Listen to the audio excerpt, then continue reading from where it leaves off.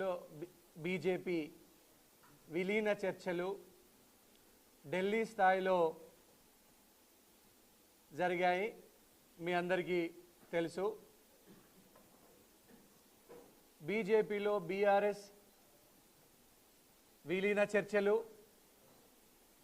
అట్లనే మొన్న లోక్సభ ఎలక్షన్లలో బీఆర్ఎస్ తన ఓట్లన్నిటినీ బీజేపీకి వేయించడం, ఒకరికొకరు సహకరించుకోవడం మీరు చూసిండ్రు ప్రజలందరూ. అలాగే ఇప్పుడు పట్టపగలు మిట్ట మధ్యాహ్నం బరితెగించి బీఆర్ఎస్ బీజేపీ ఒక్కతాటికి వచ్చి ఒకటే పేపర్ మీద సంతకం చేసి ఆదిలాబాద్లో పెట్టినటువంటి అవిశ్వాస తీర్మానము,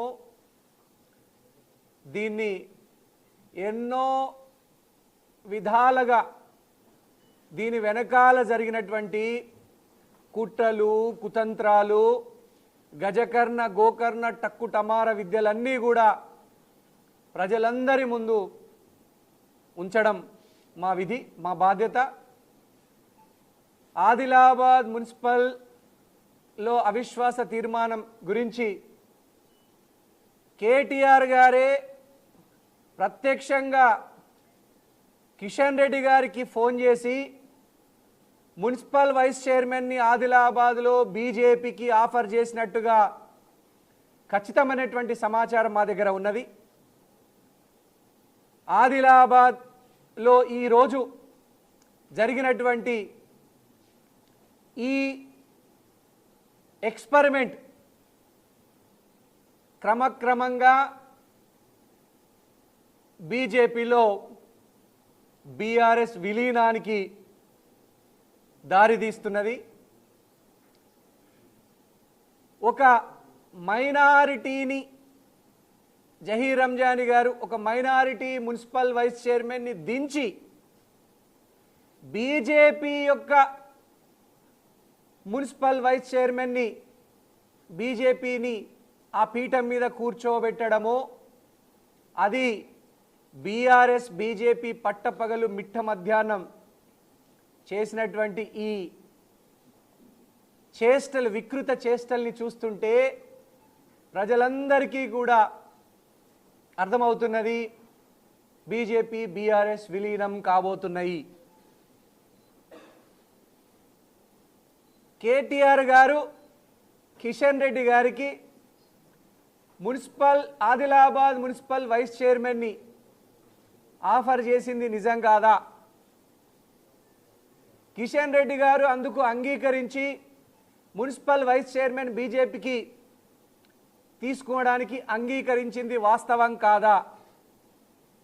బీజేపీ బీఆర్ఎస్ కలిపి బరితెగించి ఈ కుట్రకు నాంది పలికింది నిజం కాదా?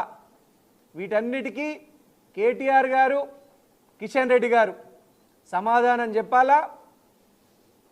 ఈ ఆదిలాబాద్లో జరిగినటువంటి బీజేపీ బీఆర్ఎస్ యొక్క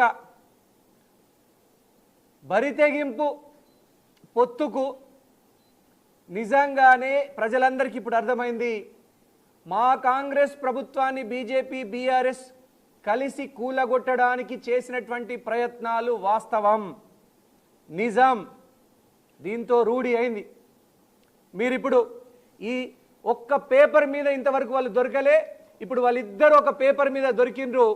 ఒకటే పేపర్ మీద జోగు రామన్న గారి కొడుకు మున్సిపల్ చైర్మన్ జోగు ప్రేమేందర్ గారు బీఆర్ఎస్ నుంచి, అటు పాయల్ శంకర్ గారు బీజేపీ ఎమ్మెల్యే, ఇద్దరు ఒకటే పేపర్ మీద సంతకం పెట్టినటువంటి ఒక గొప్ప ఉదాహరణ బీజేపీ బీఆర్ఎస్.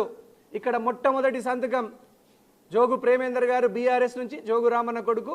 ఇటు 50వ సంతకం పాయల్ శంకర్ గారిది, బీజేపీ ఎమ్మెల్యే. సో దీన్ని బట్టి ఒక పేపర్ మీద వాళ్ళు ఒక బాండ్ పేపర్ మీద దొరకలేదు. ఇప్పుడు ఆ తంతు కూడా ముగిసింది. వాళ్ళు పట్టపగలు మిట్ట మధ్యాహ్నం ఒకటే పేపర్ మీద దొరికిండ్రు. ఇది రాష్ట్ర ప్రజలందరికీ కూడా మీడియా మిత్రుల ద్వారా తెలియజేయాలనుకుంటున్నాం.